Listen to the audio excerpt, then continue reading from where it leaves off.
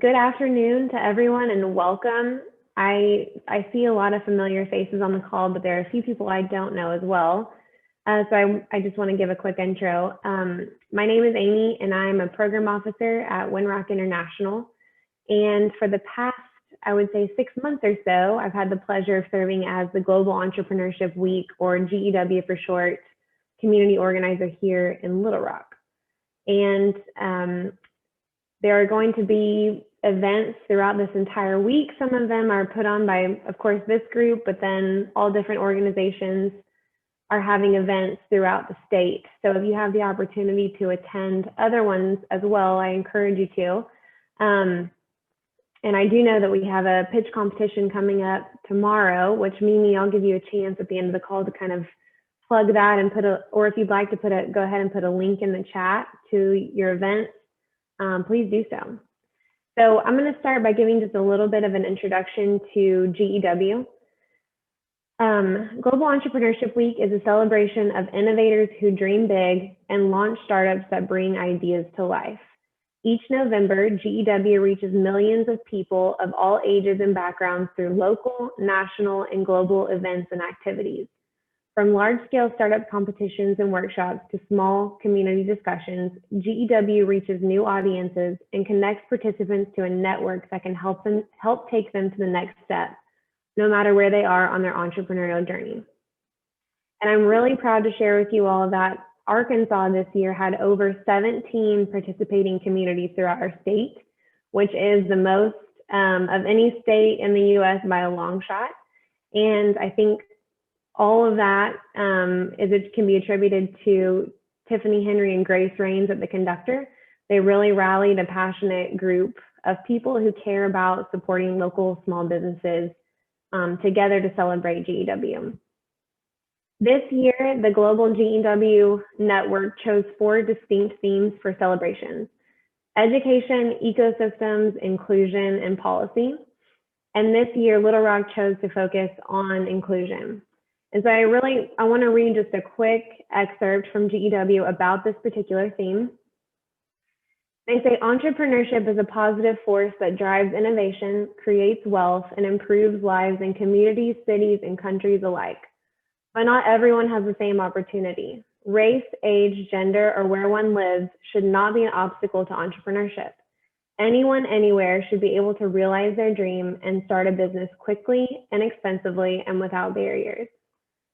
GEW Inclusion will highlight the work startup champions are doing around the world to minimize barriers and obstacles for entrepreneurs by maximizing inclusion.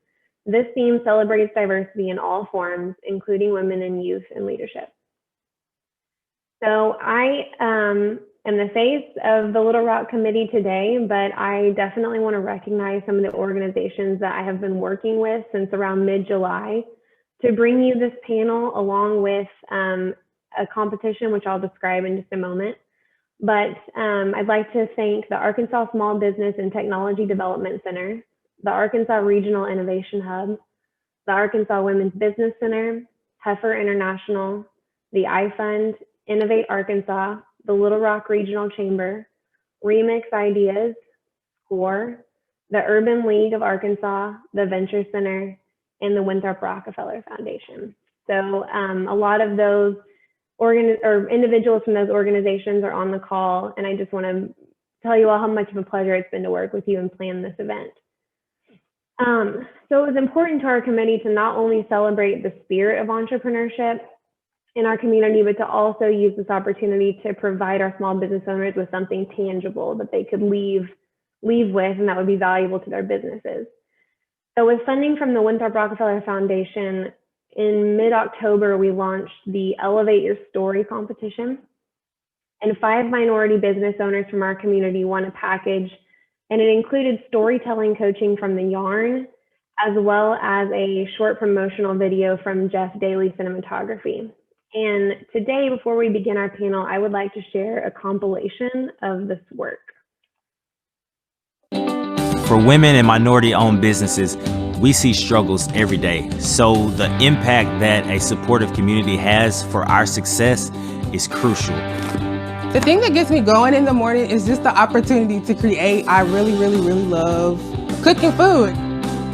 When a client works with me, one of the things that you're going to get is somebody who is driven by the desire to see a very just world, to see equity actually happen. So at Tasha Teaches Spanish, we guide children and adult learners on their language learning journey by opening their ears, eyes, and minds to the beauty of the language and the real possibility that they too can learn it. En inglés es yellow. en español es Amarillo.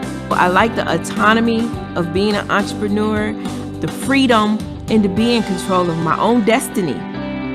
A lot of times people ask me why I'm doing this, and quite frankly, it's because I looked around and there was a great opportunity and no one else was doing it. What I would say to entrepreneurs or would-be entrepreneurs is that this journey doesn't have to be lonely for you.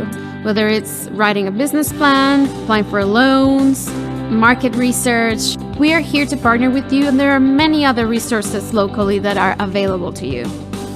In order for minority businesses to continue to see success, they need exposure, they need educational opportunities, and quite frankly, they need funding. I'm grateful for the partnerships that I've had with Precise Data, the Winthrop Rockefeller Foundation, the Urban League of Arkansas. I feel like I wouldn't be where I am today if I wasn't in a community that supported entrepreneurship. And so I'm so grateful to have started this journey in Little Rock, Arkansas, because of all the resources that I know were available to me. And I used all of them.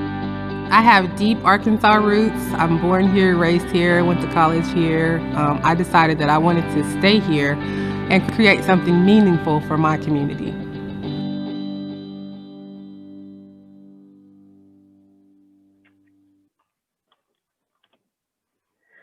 All right, so before we transition to the main event, which is our panel, I want to share a little bit about Carmen Portillo, who is our MC for today, and share a little bit about her background.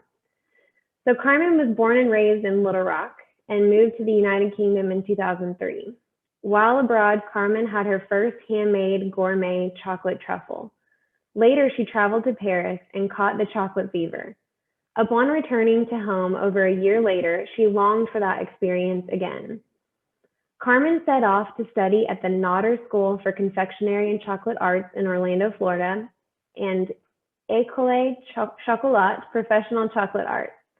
In 2007, Carmen became the first certified professional chocolatier in the state of Arkansas. Carmen is the CEO and chocolatier of Cocoa Belle Chocolates and co-founder of CB Dolce Cannabidiol Infused Chocolate. In April 2019, Carmen was a semifinalist competitor on Bake You Rich, which aired on the Food Network, hosted by Buddy Cake Boss Bellestro. Other features include 2019 AY Best Arkansas Handmade Product and 2017 Vogue Magazine's Culinary Collection. With that, I would like to pass it over to Carmen to introduce our panelists. And before you speak, everyone, just make sure you unmute yourself. Thank you so much for that introduction, Amy. And first off, thank you all the partners that are involved in making this happen today. Urban League of Arkansas, Winthrop Rockefeller, and just everyone that's on this call. Quick, when I was watching that video, it touched me personally because I know I have reached out to so many organizations throughout the career of being an entrepreneur, whether or not it's been the Venture Center, Arkansas Innovation Hub, in Northwest Arkansas, all that they have going on up there. I truly believe that the spirit of entrepreneurship is so unique in Arkansas. I've lived abroad and I've lived in other bigger cities, and home is where the heart is, but it's so comforting to know that where your heart is, you can also grow. So thank you guys so much for putting this together. And I'm really excited about to hear some of the stories and the inspiration of all the people that are on the panel today. So first, I'm going to introduce Mr. Keith Fulks. So Mr. Fulks was an employee of a major airline for over 30 years. In 2013, Mr. Fulks had an idea of starting his own business while he was eating caramel and cheese popcorn. So kind of like an inspiration for me as well. We're eating something and we're inspired, right? He couldn't believe the savory flavor, and so he started researching and developing how to start his own company. He first started off with a food truck and also discovered that his customers just loved his popcorn. So many years later, after working his food truck, he knew that it was time for him to take a leap into a brick and mortar store. Mr. Keith's Gourmet and Kettlecorn is a first-generation family-owned popcorn business. They have more than 7 core flavors of excellent popcorn that they produce on a daily basis. Mr. Keith's is a community-based with a vision and mission to serve the community, not only with flavorful popcorn, but also offering students a safe and fun environment to work and an opportunity to advance their education through Mr. Keith's scholarship program. Everybody welcome Mr. Keith. Hi, everyone wave. Happy to be here. I'm going to introduce our next panelist, Jeston George. Am I pronouncing that right? Mr. George? Okay. Mr. George is the CEO and founder of Apptegy, a Little Rock founded education technology company. And Mr. Jeston has been a serial entrepreneur throughout his entire career. He has been founding and successfully exiting 2 companies before starting Apptegy in 2015. Since then, Apptegy has grown to over 150 full-time employees and works with over 1,500 school districts nationwide. Thank you, guys. Thanks for being here. Next, we have Veronica Jordan. Veronica Jordan is the owner of 360 Fit Nutrition, along with her husband, Antonio Jordan, and they are also co-owners of the Nutrition Spot. Ms. Jordan is a devout mother of 5 children, and she also has her business centered around her love for family, community, and relationships. As a full-time wellness coach, Veronica also has the Coach V Fit, as she helps her clients in researching their personal health goals and challenges like meal planning, community fitness camps, along with her team of wellness coaches. Veronica achievements are found in partnerships throughout the community as recently as the ULR Arkansas Department of Athletics. She also aspires to create a community where women will grow a safe space that empowers and inspires personal development, fitness, and overall well-being and wellness. Thank you so much for being here. All right, I'm going to start off with a few questions. I'm going to start with you, Mr. George, with Apptegy. Can you take us back to when you first started your business, and what was a key turning point for you? What inspired you to take the leap into starting Apptegy? Yeah, thank you, Carmen. So I had a small direct marketing business before this, and I found out, we kind of joke around at the office, I found out at a very early age I was a bad employee, so I had to start businesses. And I knew that I wanted to start another one. And at the time, I was really interested in software and technology, but I didn't really have a software and technology background. And I heard about this thing called startups, really your Silicon Valley style startups, but I didn't really have an idea. And I remember during that time, my nephew was in kindergarten, and his mom would call up my wife and I and say, hey, don't forget, Aiden has a play today, or Aiden has a play tomorrow. And we were like, you got to be kidding me. There's got to be a better way to keep up with this kid. Does this school not have an app? And that question basically spurred this entire journey. So I asked that question, started digging around and saw what was out there, what was coming as far as technology for schools. And for whatever reason, I felt like we could build something better. And at the time I was actually looking for an idea anyway, and thought, well, heck, let's go ahead and take this leap and see what we can figure out. And so at that point, I had never built or written a line of code in my life. I had never managed software developers, but as us entrepreneurs, the way that we are, we think that we can figure anything out, and took the leap and just started trying to figure it out, right? And it was a very long year of working out of my house and trying to figure things out. And before you know it, you slowly get some traction. And for me, I think it was, we're selling into schools. So it's really hard for school districts to take a huge risk or spend money on a startup, right? There's that old saying that no one ever got fired for hiring IBM. So IBM comes in and you buy something from them and they mess up, you're just like, well, it was IBM. But imagine a school superintendent going to their school board and saying, yeah, this company messed up everything. And like, who were they? They're like, Apptegy. How many customers do they have? 0. So it's a huge risk for someone to take a chance on us. And so for us, it was those first few customers actually willing to take a chance on us. And I really think that had to do is because they were Arkansas school districts that wanted to see a success story in Arkansas. And so when a few of those people were actually willing to write checks and send them to my home address, I think that's when we're just like, okay, I think we've got something here. That's awesome. That's awesome. I love how, you were just inspired by a problem and you knew that there was a better way to do it and you were going to figure it out.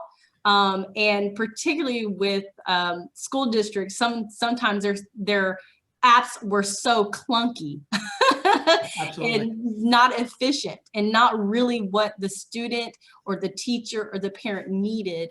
And you figured out a way to do that. And congratulations on that. Awesome. I'm going to move on next to Miss Jordan. Same question. Can you take us back to when you first started your business? Obviously, you're a wellness coach, and so you have a passion for wellness and fitness and empowering women.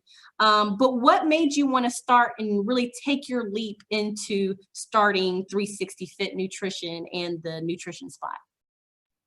Well, it was a series of events in my personal life with my corporate position. I was always in a leadership position, and I started realizing I wasn't being valued in my position. I was the first one there and usually the last one.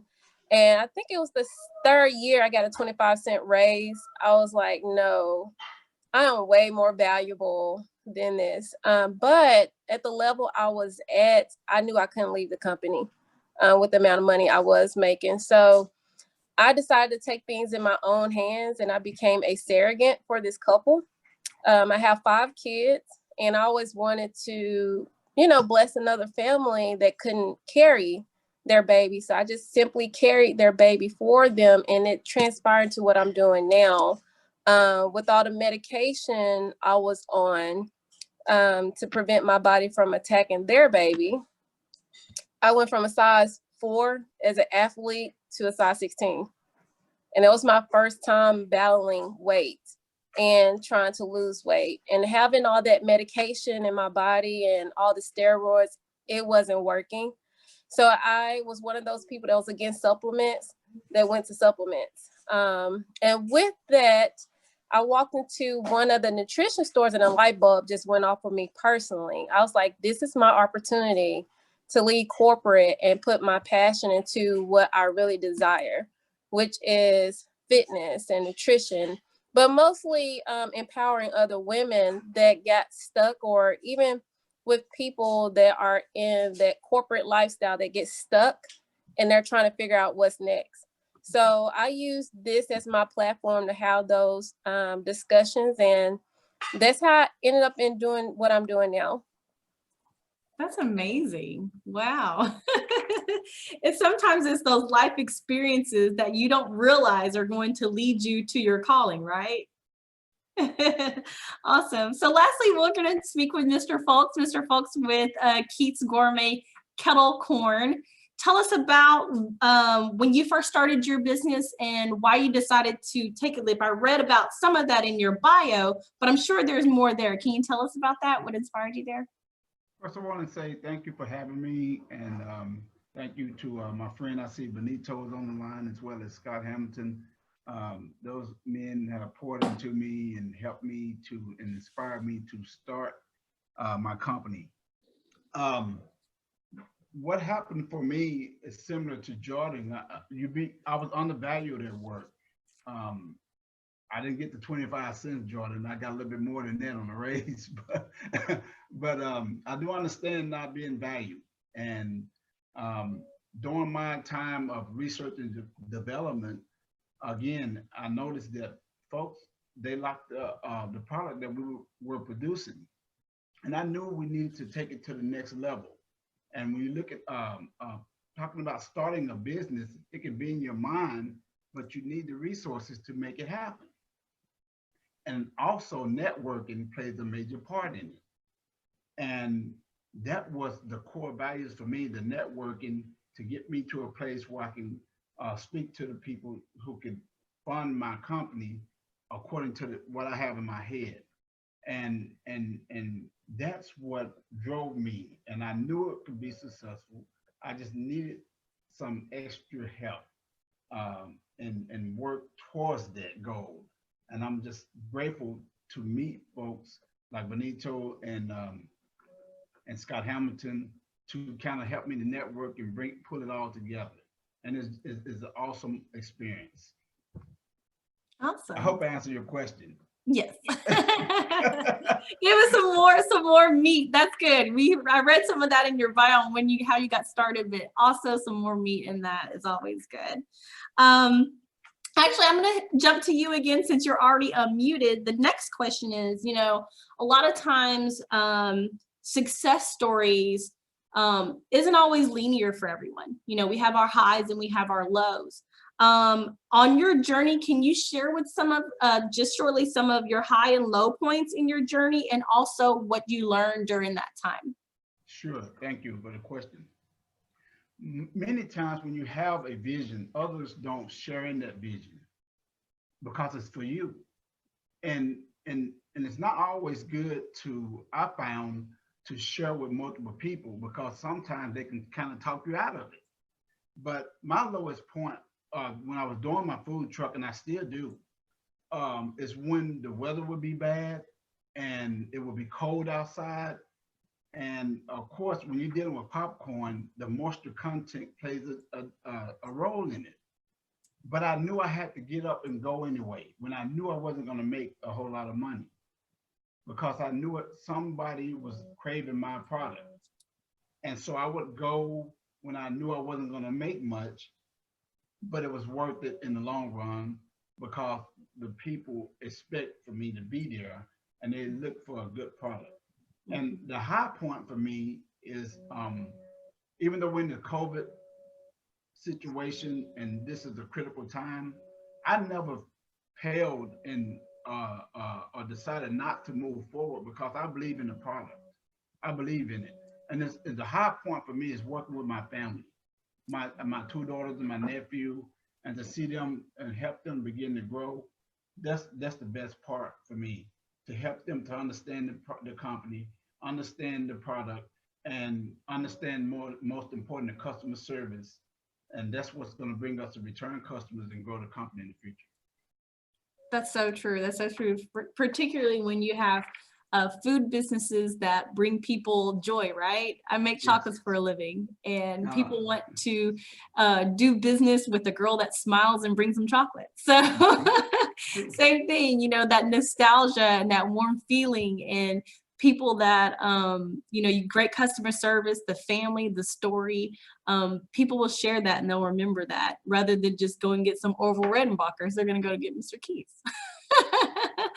Awesome. Mr. George, I'm going to pitch that same question to you, the high and low points in your journey with this company so far, because we know you've successfully founded and exited other companies.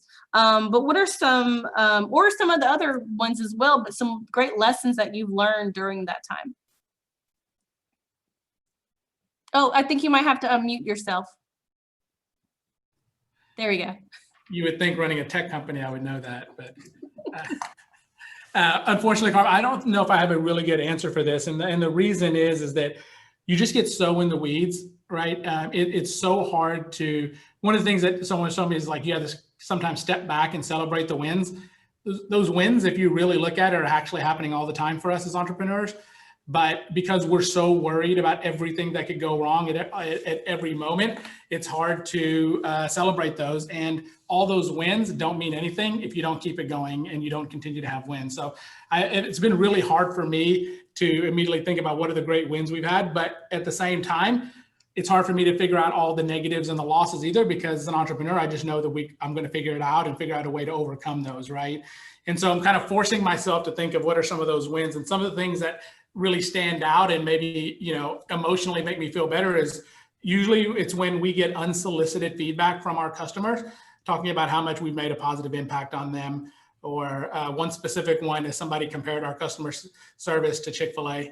So I was just like, that's oh, that's good. That's golden right there. Chick-fil-A standard, that's golden. But when you think about it, it's like those kind of moments are actually happening all the time, but because you're paranoid and you're trying to make sure you don't mess up. I think the lesson here is, as entrepreneurs, that we got to step back and celebrate the wins. And that's something I have a really hard time doing. Take the time to do that for sure. You started this in 2015, so you have tons of wins. All right, Ms. Jordan, same question for you and your journey with 360 Fit and the nutrition spot, some of the highs and lows, and what are some lessons that you've learned? Well, the highs, I think, is just being able to open the doors every single day.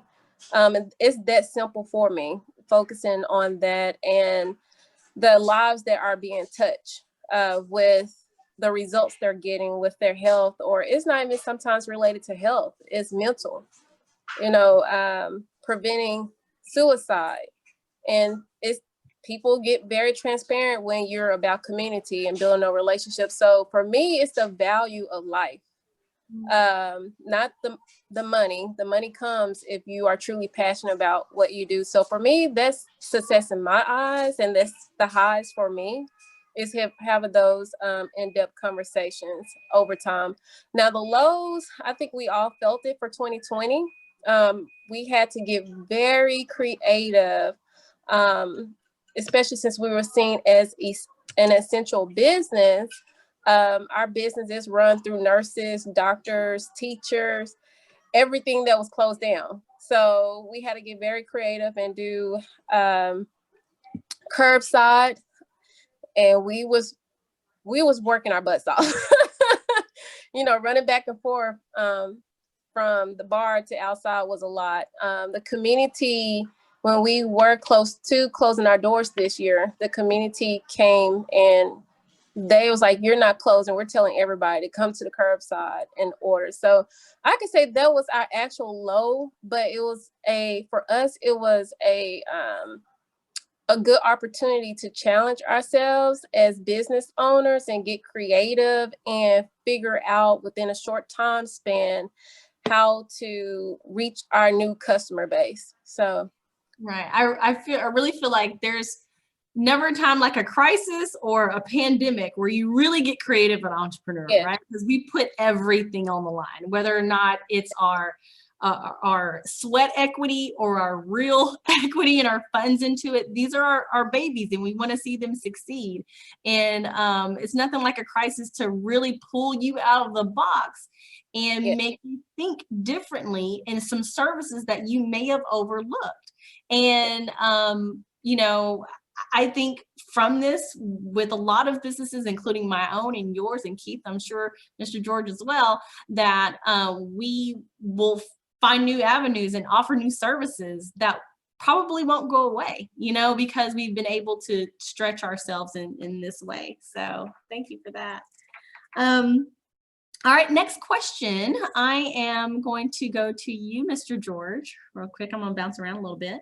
Mentorship is extremely vital for aspiring business owners. If you could tell your younger self something that you know now, what would you tell your younger self or aspiring business owners here with us today? Carmen, before I answer that, the previous question that you asked about the highs and the lows, I said that you don't think about it. When you really think back to it, though, I remember twice when we were over 25 employees not having enough to cover payroll on Friday when they're getting, right? Or you're scrambling to personally write checks, borrow money, use credit cards. And so even after getting it going and you're that many employees getting to that point. So entrepreneurship is not for the faint of heart, right? No. And that ties into the mentorship part, or what's the advice that I would give. And it's that it really isn't for the faint of heart, right? It's people don't really understand the opportunity cost of going into a business. Like during that time, you could have had a job and made steady income during that time. So it's just not whether you make enough, it's all the opportunity cost that was left there. If you're willing to take that ride, I think that the key to most entrepreneurs, I don't know if most of the entrepreneurs, including myself, we're not special, right? From the other people that may have tried and didn't make it, or the people that are staying at their jobs. Perseverance just really matters. Like you really can just keep grinding and pushing and force things to work. It's not a very sexy answer, but for me, it's been the key to my success.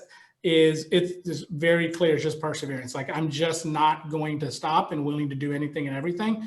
And unfortunately, that advice is also, the other side of that is what you do to go broke, right? So it's that very thin line between success and failure.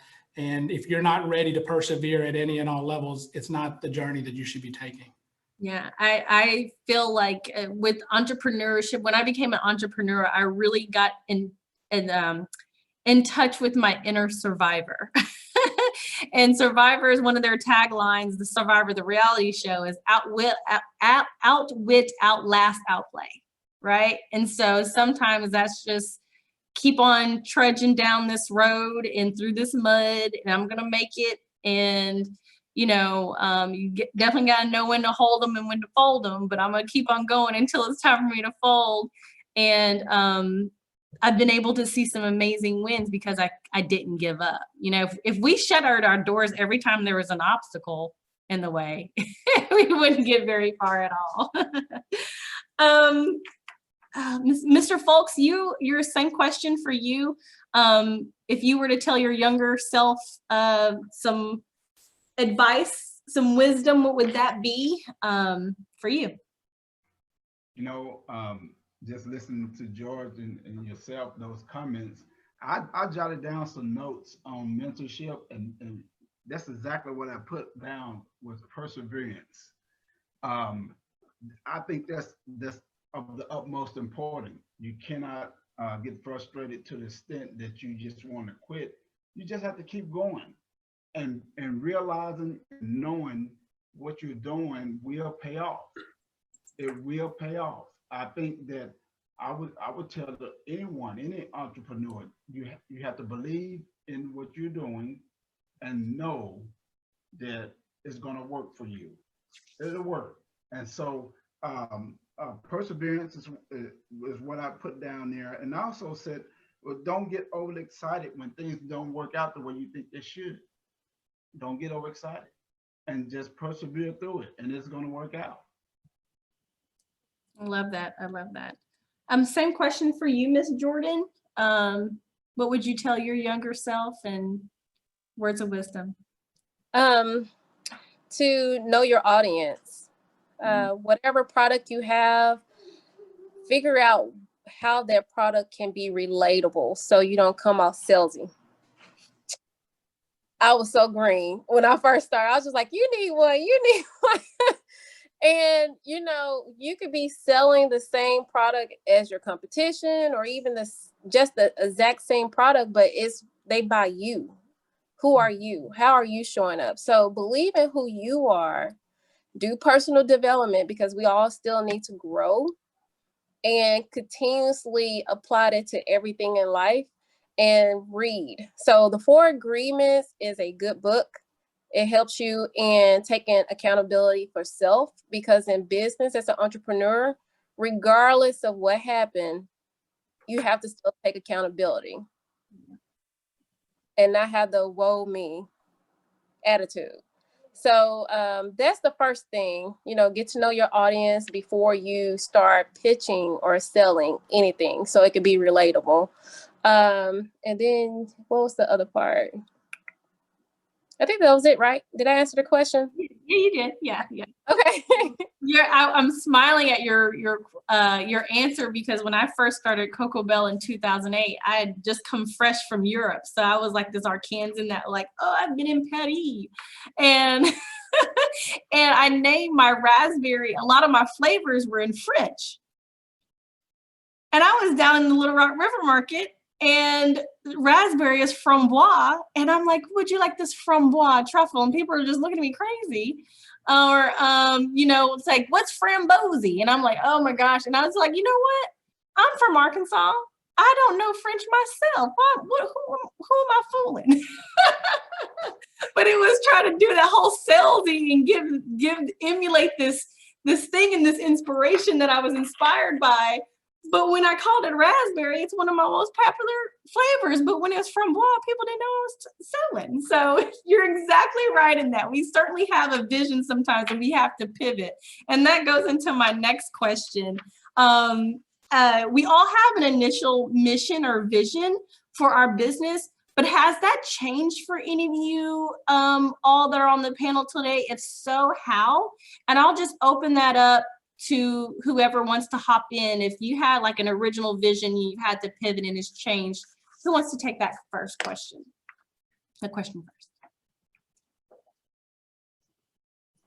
So mine has changed. It was originally just community, but what I realized over the years, I actually started changing towards 2020, that I do well when I'm talking to women in particular. It's just a different language and it's respect given. If it's a male, I respectfully have them talk to one of our male wellness coaches. But for me, I decided to go back to or start more towards women empowerment because it's so much within me that are that's mostly relatable to women. So it went from community, which we successfully did that, but now I'm branding myself outside of 360 for more of women empowerment. Good. Yeah. Either of you, Keith or Jeston? No? Still focused. Stay in the course. That's good. That's good. Yes, we stay in the course. We're consistent with what we're doing. Actually, we're looking 3, 4, 5 years out, planning. We have some great opportunities that we're looking to work on, and we think we will be able to do it moving forward. So we don't feel like at this point we need to pivot. We can add to. We're going to add some things to the company. For example, we're going to add the roasted nuts. That's going to be a great asset for us outside of just the popcorn. We have some areas, some other areas in which markets we're going into. We're looking at airports. We're looking at even going into the entertainment, such as baseball, football, basketball. So there's a lot of opportunity. We're very excited about it. Awesome, great. I've got a particular question for you, Jeston. As the owner, you know, obviously you have a lot of responsibilities, but with you having over 150 full-time employees that you've grown to, for a startup or a small business or entrepreneur, how did you decide what to delegate and when it's appropriate to delegate financially, right? Because we got to bring folks on. How did that work out for you? Yeah, so I think this is a place where I actually made mistakes. It's very hard. No matter what part of the company something goes wrong, it comes back to the top, and it's your responsibility. And I remember at some early board meetings, they were like, Jeston, you're doing too much. Why don't you give someone else that responsibility? And it actually was really difficult, but there's no way around it. And I think that it's really important for a founder to pick 1 or 2 areas that are their strengths and say, okay, I'm going to keep a pulse on these 1 or 2 parts, but I've got to be willing to delegate every other part, right? And you can't delegate it if you don't bring in great talent, right? So one of the most important roles as an executive or as a CEO, as a founder, is to bring in great talent. And then you've got to figure out those 1 or 2 places where you want to keep have a little bit extra influence, but have the talent there so you can delegate the rest. I am, 5.5 years in, and I'm only now starting to do that at the rate that I should be. So it's very difficult, but yes. It takes time. Awesome. Either you other two want to chime in on that as far as delegating? And we're good on time, Amy, for a few more questions. Yeah. All right, great. Anyone else want to chime in on that? Go ahead. Yeah. So the way I have managed to delegate, I actually just started doing that after almost 3 years.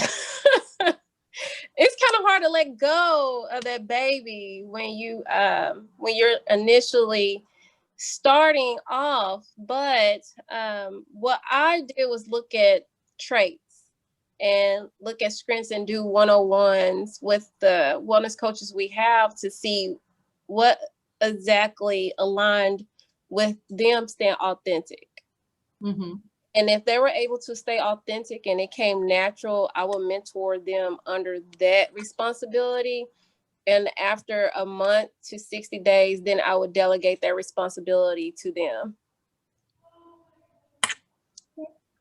So I just matched. It kind of goes back to what he was saying. It goes back to the talent, and for us, I just try to make sure they're authentic and they're not being forced into a character because it wouldn't work. Right, a role that they're really not best suited for.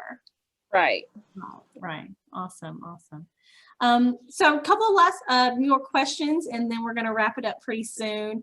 Do any of you guys feel like what will it feel like when you finally made it? What will that look like, and what does that mean for you? We'll start with Justin. I think you're unmuted. I won't have made it. I think some people tell me even now, it's like, Justin, you guys have done really well. You've made it. And I just don't look at it that way, because it's one of those things to where the prize is the journey. And I'm one of those lucky people where if someone asked me, like, if you could be doing anything, like Matt, you've got a crystal ball and you could do anything, what would you be doing? And I'm literally getting to do that. Right. And people talk about, have you made it or what? And for me, after all this is over, I'll have plenty of time to reflect and, pat myself and others on the back. But I want to stay as hungry as I possibly can. And it's funny because, again, this is more bad advice that I'm giving, is the reason that most people aren't happy is as soon as you hit a goal, you just move the goalpost. Right. And so you're never happy. So these are some negative traits of mine that you should not share, but I'm self-aware. This is who I am. I'll celebrate after it's all over. Right now, I'm having too much fun with the journey. That's awesome. What about you, Keith?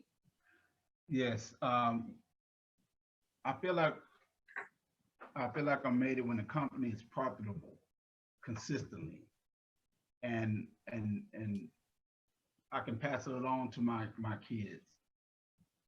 Once they buy into it and they're starting to do it now, I would feel great once, and all the goals, like Jeston said, are met. Those things I articulated a few minutes ago, the different areas, opportunities, once we tap into those opportunities and we're making money consistently, then I would feel great about that. Right. It's about leaving the legacy, especially when you have family that you want to leave the business to, and this is first generation. It's that legacy, right, that you want to leave for them. So that's awesome. What about you, Miss Jordan? Well, I'm at that point in my life where I feel like I have, in a sense, I proved to myself what I was capable of doing, and with us being able to duplicate multiple nutrition stores, to leave the nutrition store to other people that want that opportunity and giving them that opportunity outside of myself, that's a big goal for me. So we're almost there. And then with our kids, they are bought into the lifestyle of being an entrepreneur. Well, I love for them to do what I'm doing, yes, but whatever makes their heart beat and whatever passion they have, then at that point, I feel as if we have made it, in a sense. And what that looks like for me is land, having 5 acres and having a house, and just in my house, just retired, like away from all the noise. Right. Your retreat, your respite from all this work. Well, awesome. Well, we're going to wrap it up. I have one last thing real quick. And if you want to add any resources, Ms. Jordan, I know you mentioned a book. If you want to put that in the chat if you haven't already. Also, let everyone know how they can support you, whether or not it's your website or your store location. Definitely do that. But how can each of the audience members support you guys today during this time? Justin, I don't have school district, but how can I support you though? You remember your superintendent when you were in high school? Any kind of intro? No, that's it. We're always looking for great talent. We just want to try to keep a positive brand in the community. So anything positive that you spread about us is always beneficial for us. One other thing, Grant Tennille messaged me on here saying that something he remembers our journey about focus, and a really good piece of advice that's really difficult to do is in the early days, we started to have some success, and so many people reached out to us. And there were all these opportunities of other things that we could do, other markets we could sell into. And these were all opportunities for us to make more money, but it wasn't the direction that we had set. And in entrepreneurship, we call that shiny object syndrome, and it's very hard not to take that. So we weren't profitable, we're losing money, and this money is coming to us for these projects we could take on. And one of the best decisions that we ever made, and one of the things that's worked well for us, is that we have stayed extremely focused, even when there were opportunities to make a lot of money. And it's very easy for entrepreneurs when you're struggling. How do you not take that side project that can give you money? And so again, this is not necessarily great advice for everybody, but for us, focus was something that was extremely important for our success. I agree. High fives all around. When I first started Cocoa Belle in the River Market in 2008, cupcakes were really big, and there were cupcakeries nationwide, franchises, and there's some really great cupcake shops, and people are like, oh, why don't you do cupcakes? And I was like, I don't want it, and I was like, I know I can, if I can do a truffle, I definitely can make a cupcake, but I didn't. And now there's so many cupcakeries that are no longer operating anymore because it was a trend, right? And if I was looking next door at my competition and seeing how much they were selling in cupcakes, I was getting kind of nervous from time to time, but I stayed the course, and I didn't want to do wedding cakes and cupcakes and all that kind of stuff. And I've been able to, stay around and stay focused. So I definitely agree 100% with you that shiny object syndrome is a real deal. Awesome. What about you, Mr. Fulks, Keith's Gourmet Kettle Popcorn? Yes, we're in the great city of North Little Rock at 6929 Suite B. I'm John F. Kennedy. Come on down and get some good Kettlecorn. And most definitely a book. Amy was talking about putting a book in the chat.